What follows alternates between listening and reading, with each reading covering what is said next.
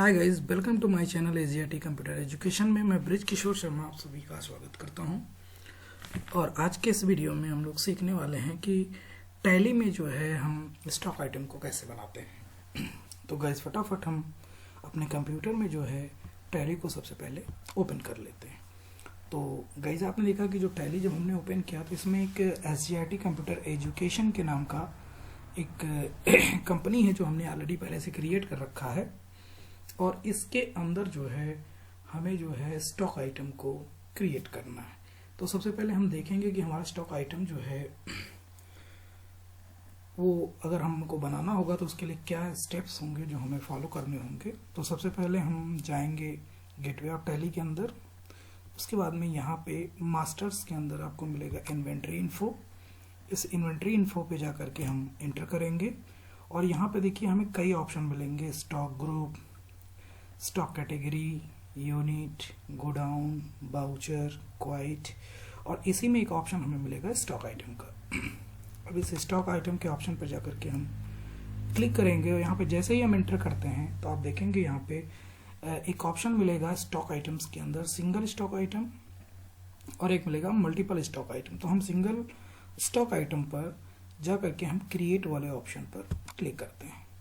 तो जैसे हम क्लिक करेंगे तो देखेंगे कि एक जो है डायलॉग बॉक्स जो है वो हमारे सामने ओपन होकर के आ जाएगा और इसका नाम है स्टॉक आइटम क्रिएशन। यानी इसका प्रयोग जो है हम टैली में स्टॉक आइटम को बनाने के लिए करते हैं।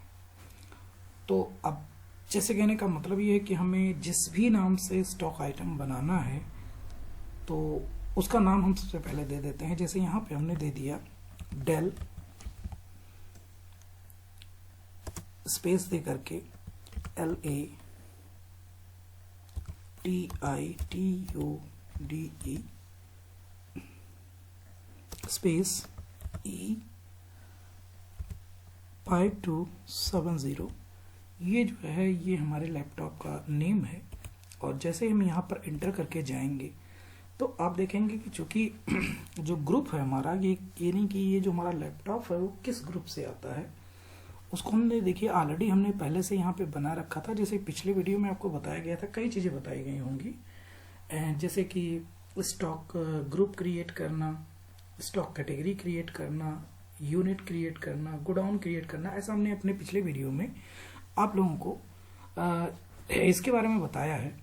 तो यहाँ पे चूंकि हमने ऑलरेडी बना के रखा हुआ तो चूंकि हमारा ये जो हमारा सिस्टम है, लैपटॉप जो है हमारा वो डेल कंपनी का है। तो यहाँ पे हमें डेल का ऑप्शन मिलेगा, इस पर जाकर के हम क्लिक करके एंटर कर देंगे। उसके बाद बात होती है कैटेगरी की। तो ये कैटेगरी भी हमने ऑलरेडी पहले से ही बना के रखा है कि ये कोर टू ड्यू है या ड्यूल कोर है या i3 है या i6 है, क्या है। तो चूंकि जैसे मान लीजिए ये अभी हमारा लैपटॉप जो है वो i3 का है तो यहाँ पे हम i3 को सिलेक्ट करेंगे और एंटर करेंगे। उसके बाद में इसके नीचे हमें मिलेगा यूनिट का, यानी जो हमारा ये सिस्टम है, यानी लैपटॉप जो है हमारा वो हम किस हिसाब से इसको खरीदते बेचते हैं, इसको हम पीस में या पैक में या किलोग्राम में, किस में। तो चूंकि हमारा लैपटॉप है तो इसको हम पीस में ही बेचेंगे या पैक में करेंगे। तो हम यहाँ पे चलिए पीस को सिलेक्ट कर लेते हैं और एंटर कर देते हैं। उसके बाद में यहाँ पर हमें एक बहुत ही इंपॉर्टेंट चीज़ मिलेगी जिसे हम बोलते हैं सेट स्टैंडर्ड रेट।